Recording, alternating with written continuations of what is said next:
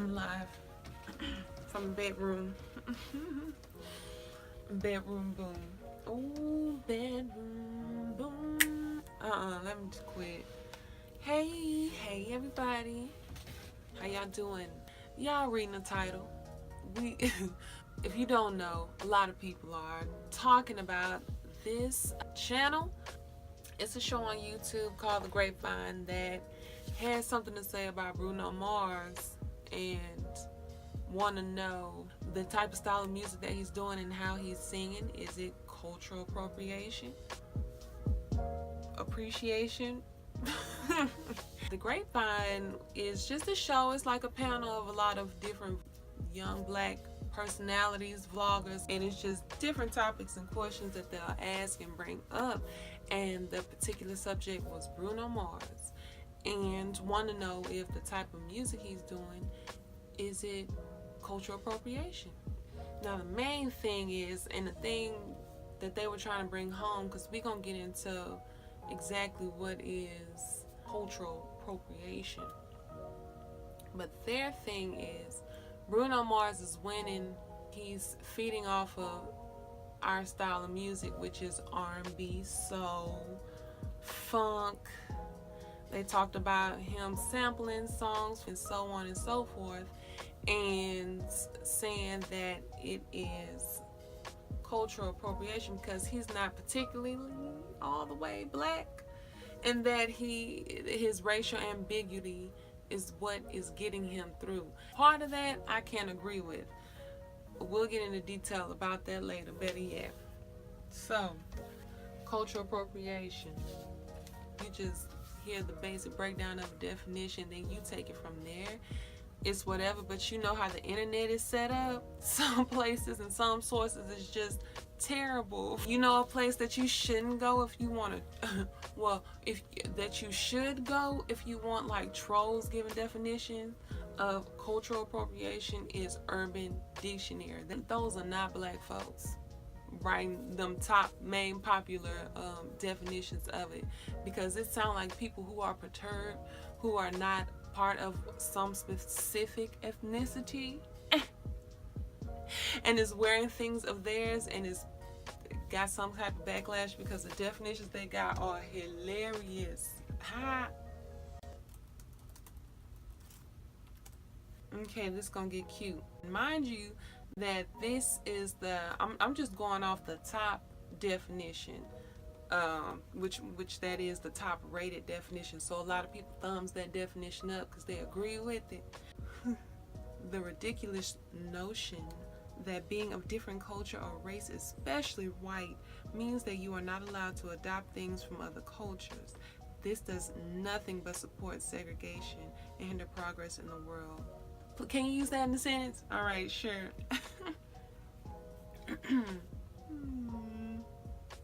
Something that only Nicki Minaj can get away with. Anyway, we're getting off topic. We're just gonna go off of Cambridge. How about that?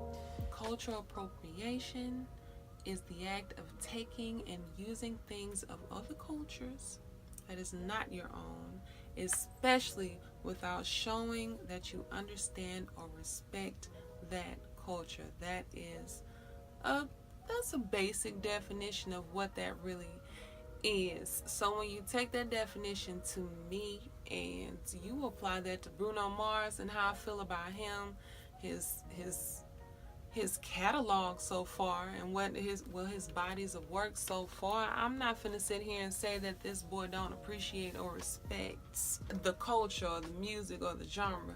Absolutely. You know what he gives me? Bruno Mars gives me the vibe of somebody who really did blow up.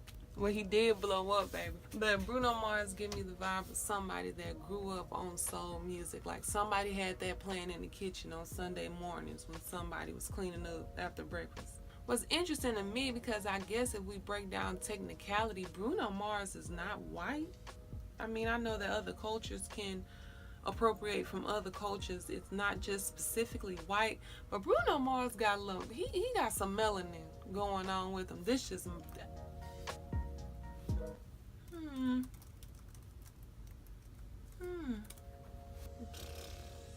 he is a little melting pot. That is so precious. Huffington Post says that Bruno Mars is Ukrainian, American, Filipino, Hispanic, Jewish, Hawaiian, Puerto Rican, European, Hungarian, Asian, and Spanish. All right, that's Huffington Post right there. Majority of them I saw Puerto Rican, and his daddy was Puerto Rican and some type of Jewish. What I pulled from Puerto Rican, maybe this me reaching too far, but you can refer to my other video with Afro Latinas. Puerto Rican, that's some color up in there somewhere. He's a whole little melting pot. So you can't put him in a specific peg hole. Y'all can't tell me that Bruno Mars ain't got the bops though, because we be going off to Bruno Mars. Y'all know 24 karat deserve. One thing I can say though, and I'm gonna have to agree, when it comes to him and his look, because that's what most of them are wrapping it up to, about his ambiguity. It's like they had a lot of hate in their heart for him or something. Like, goodness, this one girl, she was spicy, all right? That girl said if he died, she'd bake a cake. Like, girl, what you... She got into why she did not like this boy. She said that Bruno Mars is a karaoke singer. Ooh, shout out to my karaoke singers. She said Bruno Mars is nothing more than a wedding singer singing Michael Jackson and Prince covers. Ooh, I say, dang girl, why you going in on him like that? They said Michael Jackson couldn't make it in this day and age. When it come to music, he wouldn't even be on the level that he's on now. I am a black woman here, living here, growing up, listening to a lot of different music, liking a lot of different styles of music, and just from what you see, it is what it is. When it comes to certain genres of music and certain styles of music, which is awesome and wonderful, the root and the base of it was created by black folks. It just didn't sell. Take on it. I always say this, but then hearing other people say the same thing, to let you know that it is the truth in this being shown. When it comes to Bruno Mars, with his look and what he got, people can digest it a little easier when it's coming from him. That market, they here for him. Not just him, but others too. But Funky Dineva just said, if straight out, he made a good point. He said people love black music, culture, certain fashions, but not from black people. If that's not the truth, then I don't know what is. It's real easy to believe that when you just check the numbers and check the stats and check the awards. The black folks ain't winning in a lot of them categories like that, and that's the truth.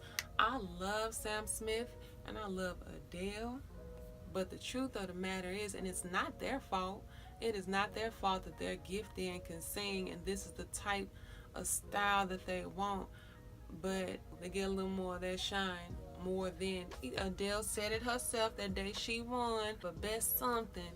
And Beyonce was not able to get that year right after Lemonade. And Adele said, but I don't deserve. Okay? She said it herself. And that's not always the case, but sometimes, a good number of times, that is the case. So I definitely understand where they're coming from with that. But I think that, again, but with the wrong one, though. Aim that towards... Ooh, well, we gotta point the finger towards with that when it comes with that. Okay, especially there are so many good people out there, soulful singers, R&B singers, rappers, who just it's just not being pushed. It's just not being pushed, and that's because people feel like other people who could be a little more questionable about what they are, or just a specific other type, just gonna get that foot in there. And I don't discriminate when it comes to music, because I got my artists that I love. I'm sorry, and I don't care what color you are. If I could tell that you feel it and that's what you rocking with and that's what you like, I'm not against that. I know them ones though, I don't gotta even name them. somebody, whoever's gonna be listening to this, you know the ones I'm talking about. Like, they start off one whole completely different everything, genre, everything, and then all of a sudden is into just about everything of every part of the black culture when it comes to the arts, style, fashion, speech. And then they're in it, and then they're profiting as much as they can from it until they cannot anymore, and then they're on to the next look for whatever's comfortable for them, because people can dip in and out of them phases, whereas some people just gotta stay there. I mean, not saying necessarily stay there, but you get what I'm saying. And that part, that's what makes me kind of upset about it too. If you got some people who you just doing it because it's hot and it's popping, you're not doing it because this is the way that you feel. But when the time comes, people who are listening to that music or who are a part of that culture, when something goes awry with them, where you at when it comes to them? You're nowhere. We ain't got to get into all of that. But it's the truth. I guess they just gonna hold it to him that he grew up on Elvis. Okay, he grew up on Elvis. I'm sure as a kid he did not know that, okay, Elvis actually was not the king of rock and roll actually started with the rhythm and blues and the soul and the feel. Okay, take it all the way back to singing them hymns in the fields. Okay, we know where it starts. Let's take it back to the drums in West Africa. That's where it all starts. But it's not his fault that that's where it began for him. They brought up the New Jack Swing, how he brought that back. If y'all love finesse and y'all saw that Living Color homage, paying homage to the 90s altogether that he did, that was a good one. That was a good video. I like Cardi B in that. They could go on tour together and have them just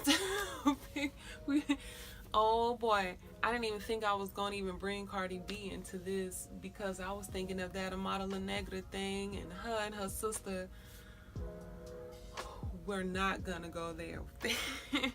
If you know New Jack Swing, then you know the main players and the main artists who brought that sound to the forefront. But what's wrong with him doing a little bit of that now? Good. Let some people know. Give them a little sample and then refer them to some Teddy Riley or something. Do that. It's not even New Jack Swing. He does, I like his band. He got the funk going. Bruno Mars doing him. You know what, they did bring up that whole copyright infringement lawsuit that he had and had to pay off Uptown Funk You Up, that lawsuit. One of the brothers brought up a good point. Basically, everybody in the history of music since the beginning has taken something from somebody before them. That is the way that art has just been formed. And he brought up Diddy sampled just about every major, either disco, funk, whatever. Diddy took it and remixed them, and he made it pop. Everybody does it. So does that mean that he has to give it back or something? Like, no. Let me be careful how I'm talking, because I don't want to make it sound like it's okay to just go and take from people. It's not all right. Copyright infringement is not a good thing. Make your own, create your own. But a lot of things have been sampled and remixed. Kanye is the king sample, okay? Some things, like I said, I absolutely agree with. But when it comes to Bruno Mars, I mean, y'all just picked the name out the bunch and was like, this is one that's gone. But this is a good topic, and this is an actual thing. Everybody's using good topics and actual things and like running amok. I don't think it's that crucial. But anyway, you know what? Let me know your opinion on the whole Bruno Mars situation. If you think that what he's doing is cultural appropriation or cultural appreciation, Y'all tell me what y'all think about that. You know what? I'll see y'all at the next one. I'm El Roche. Bye.